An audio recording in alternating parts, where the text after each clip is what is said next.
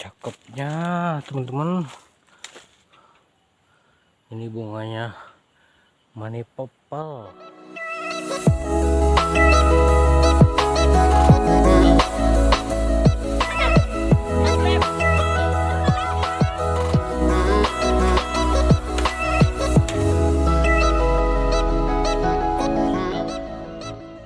Oke teman-teman, hari ini kita mau mengunjungi salah satu kebun durian punya sahabat kita ya, senior saya ini, di perihal masalah penanaman durian ya.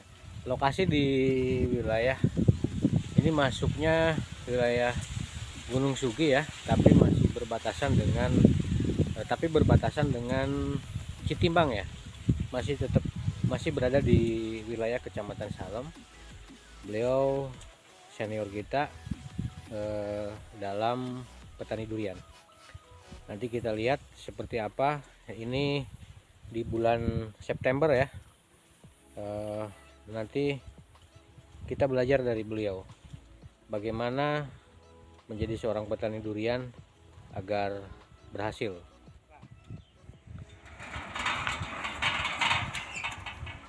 Durian Raja Rasa.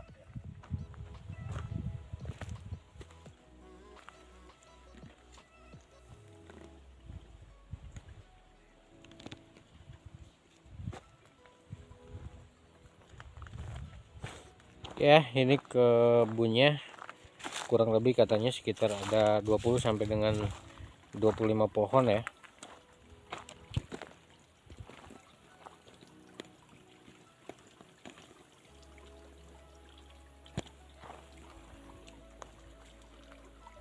Ada kolam ikannya juga. Ini sengaja ditampung airnya untuk penyiramannya.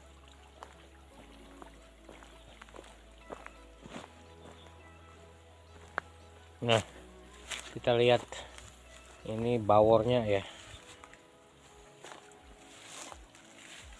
luar biasa teman-teman, bunganya edan. Ini bunganya indah banget. Ada juga yang sudah sebesar apa ini ya, sebesar telur lah, agak besar sedikit.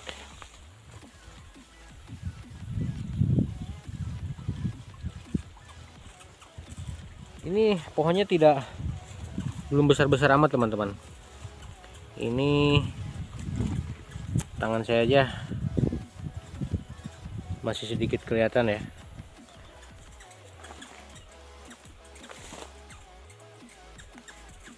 Nanti ini kalau udah ada buahnya nyampe ke bawah.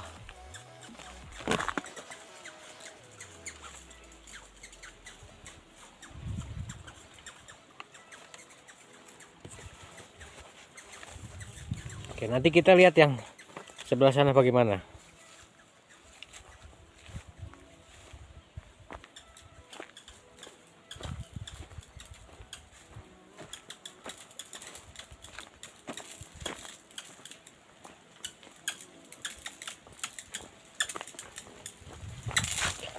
Dan mari kita lihat. Nah, ini tidak tinggi-tinggi amat teman-teman, tapi luar biasa ya.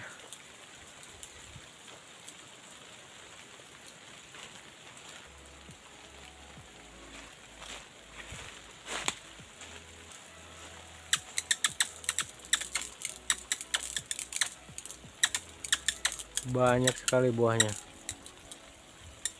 Mungkin ini usianya sekitar memasuki 4-5 tahun teman-teman.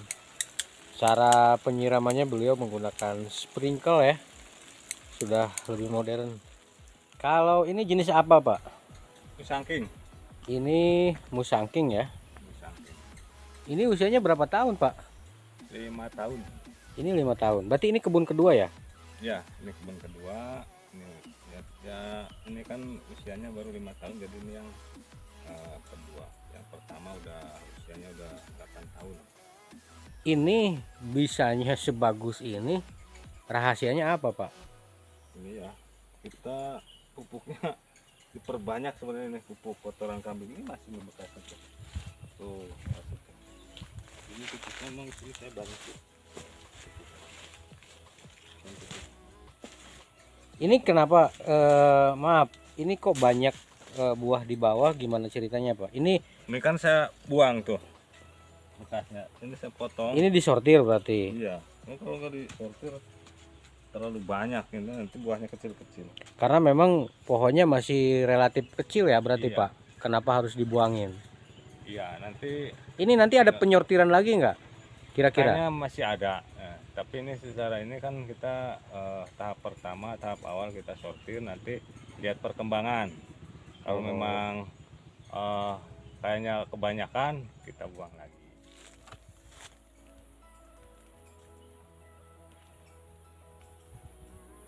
Padahal pohonnya belum besar-besar sekali teman. Belum begitu besar menurut saya. Tapi ini sudah luar biasa. Bunganya banyak sekali. Dan memang kita perlu mencari tahu ilmunya tuh gimana, bagaimana bisanya duriannya cepat bunga seperti ini. Kang, mana deh?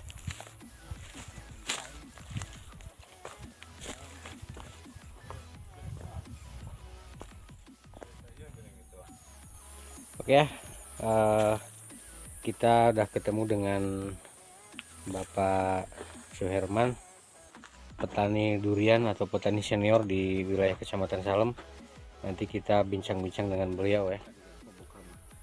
Kita ketemu langsung dengan Bapak Suherman ya. Bapak Suherman adalah orang Betarsari yang kebetulan memang memiliki lahan di wilayah desa Gunung Sugi. Gunung Sugi ini berbatasan langsung dengan desa Citimbang, tapi masih berada di wilayah Kecamatan Salem juga ya.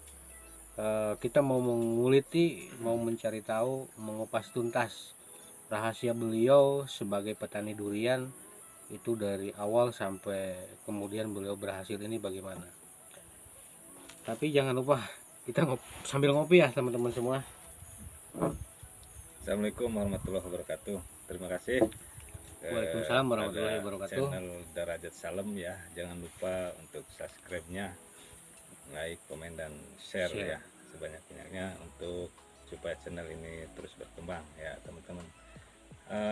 Memang durian itu salah satu yaitu budidaya petani yang berpotensi untuk bisa menghasilkan ya. Potensinya luar biasa dari durian. Kenapa? Karena memang buahnya mahal gitu. Tetapi di samping buahnya mahal ternyata perawatannya pun lumayan mahal gitu ya Mas Derajat ya. Betul sekali. Jadi tidak semua petani bisa itu menghasilkan dari bertani durian. Banyak itu petani yang asal nanam ternyata enggak dirawat, enggak tahu caranya, akhirnya ya menumbuh aja gitu, menghasilkan hanya kayu aja gitu yang besarnya, tapi buahnya nggak ada. Nah ini kita di sini ya sharing. Saya juga mungkin ya sedikit pengalaman gitu, insya Allah mudah-mudahan bermanfaat, berbagi. Jadi intinya kita awalnya dari hobi ya. Kalau kita dasarnya hobi, jadi kita aktivitas kita, capek kita gitu, senang aja gitu. Oke, kita mulai dari pertanyaan pertama ya teman-teman. Ini Pak Herman memulai sebagai petani durian ini dari tahun berapa? Saya mulai nanam tahun 2015. Dari 2015, ya. Kemudian 2015 Pak Herman ini nanam berapa pohon Pak?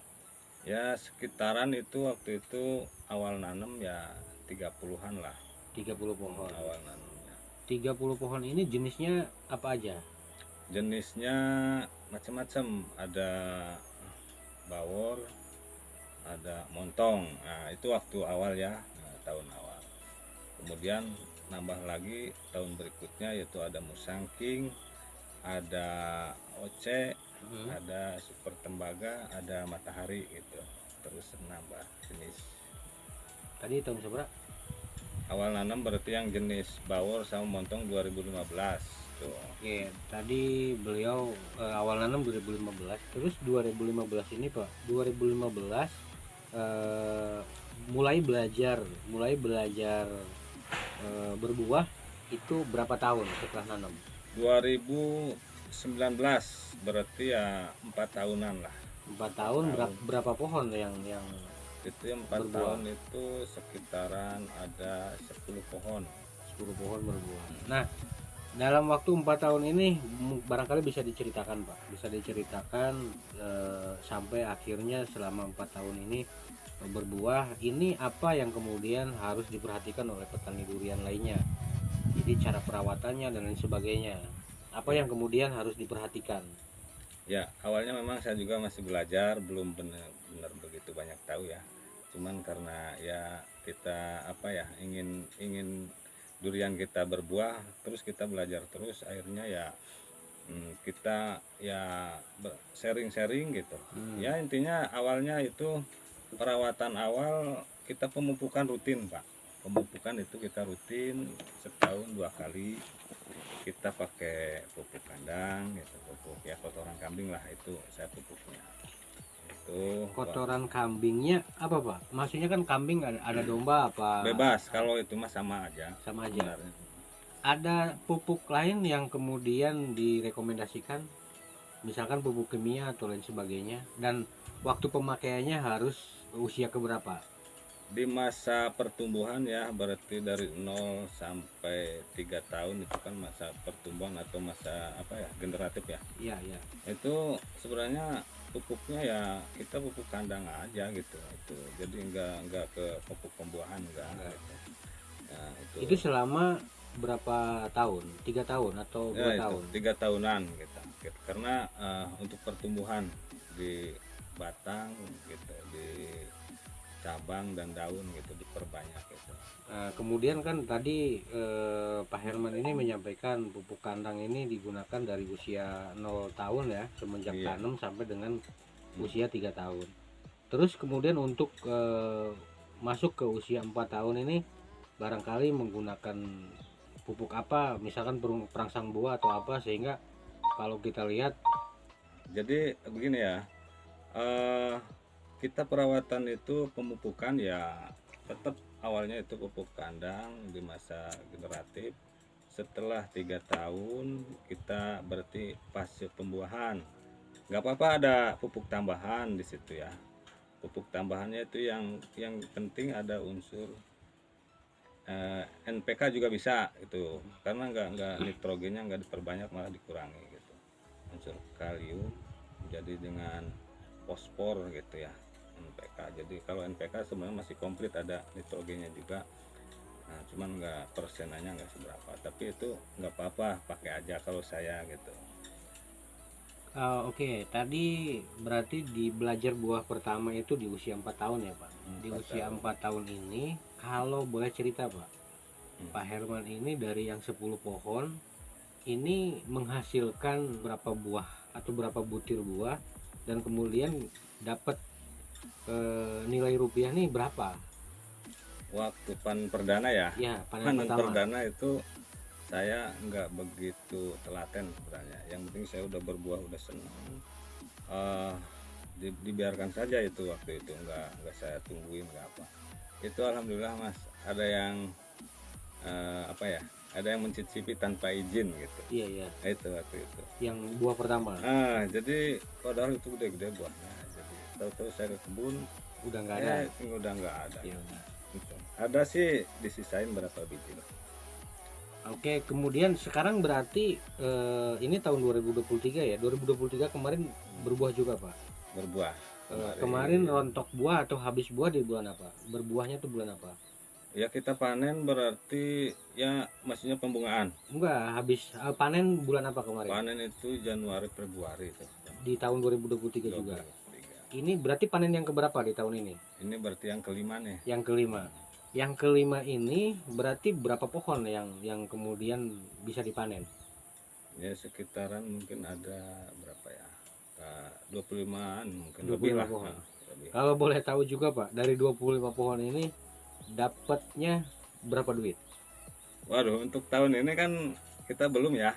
belum bisa untuk tahun 2000, nanti kan ini tahun 2024 nih. Mungkin sama lah bulan Januari Februari, mungkin sekarang agak mulur nih, bisa jadi Februari Maret lah mungkin, Nanti karena panen. iya tahun ini. Tahun Kalau ini. tahun kemarin itu kan bisa Januari Februari, Ini tapi tahun ini karena kemarau panjang, pembungaannya ini berapa kali ya, 3 Susun kali berarti ya, ya? susun ya 3. Yang kompaknya ini justru ada di bulan 7. Nah, kemungkinan nanti bisa jadi di bulan 3 baru panen. 2024 ini bisa mulur ini Iya. panen. Terakhir Pak, panen terakhir kemarin berarti ya. Oh iya, iya. Kemarin dapat berapa rupiah dari jumlah pohon sekitar 25. Yang tahun kemarin berarti yang saya borongin itu cuma 20 tangkal, sisanya kan untuk konsumsi dan untuk kita berbagi. Itu 20 tangkal ya, mungkin ya di angka 40 jutaan lah itu. Oh, tuh teman-teman. Ini dari angka 25 pohon, 5 pohonnya kemudian untuk konsumsi, 20 pohon kurang lebih 40 juta. Dan saya yakin itu ngambil yang terkecil. Bener ya Mas? Ya, untuk ya. Oke, dari 25 pohon ini, kurang lebih 25 pohon, kira-kira biaya perawatan, biaya pemeliharaan kira-kira habis berapa? Kalau secara rinci detailnya saya nggak hitung ya, cuman ya awal-awalnya aja yang sebenarnya yang kita modalnya lumayan, karena beli bibit itu, terus kita kan pengolahan tanah, lahan gitu ya. Setelah kesini ya sebenarnya nggak gede banget gitu ya. Justru makin kesini biaya perawatannya semakin murah ya, semakin murah. Itu terutama kita kan lahan udah bagus nih, petakannya udah bagus, udah rata gitu. Terus kan tinggalnya kesini pupuk aja. Pupuk itu makin menambah, makin tahun makin menambah. Umpamanya tahun kemarin kita kasih kotoran kambingnya 3 karung, berarti ini untuk tahun berikutnya nambah lagi sekarung gitu, jadi 4 karung. Nah, terus gitu. Oke ya teman-teman, kurang lebih itulah sedikit cerita dari petani durian senior di wilayah Kecamatan Salem. Saya pikir dan kami pikir petani bisa berhasil walaupun dengan punya lahan terbatas, karena Pak Herman juga hitungannya dari 25 pohon yang tertanam ini di luas lahannya berapa Pak? Kalau untuk semuanya ya, kalau untuk semuanya mungkin yang susulan ada 50 pohon. Sebenarnya lahan ini ada 400 bata. Dari 400 bata ini total pohon baik yang sudah produktif berproduksi maupun yang baru ditanam ada masuk berapa pohon? Ya mungkin untuk total 50-an gitu. 50 pohon. Oke teman-teman, belum lah, baru separuh. Itulah beberapa cerita ya dari petani senior kita. Mudah-mudahan nanti menginspirasi teman-teman semua bahwa bertani juga pasti bisa menghasilkan dengan catatan fokus, ulet, dan tentunya dipelihara. Barangkali Bapak Suherman punya pesan untuk para petani atau para petani durian khususnya. Oh ya, begini ya, kalau bertani durian itu jangan ragu-ragu, jangan tanggung-tanggung gitu. Kita harus ada dasar hobinya, senangnya gitu, memelihara pohon durian, perawatannya kita rutin gitu. Jangan sampai kita udah nanam tapi diabaikan, nggak keurus gitu. Jadi untuk mempercepat pertumbuhan ya pemupukan rutin, pemeliharaan yaitu penyemprotan hama gitu. Kita harus awasi terus gitu, durian kita kesehatannya bagaimana. Kalau duriannya kita udah sehat, ada istilahnya gitu, usaha itu tidak akan mengkhianati hasil. Gitu ya. Terima kasih atas bincang-bincangnya dan berbagi ilmunya ya. Mudah-mudahan kebunnya makin bagus dan tentu petani wabil khusus di wilayah Kecamatan Salem ini semakin maju. Ketemu lagi di channel YouTube Darjat Salem. Jangan lupa like, komen, dan subscribe ya. Terima kasih teman-teman semua.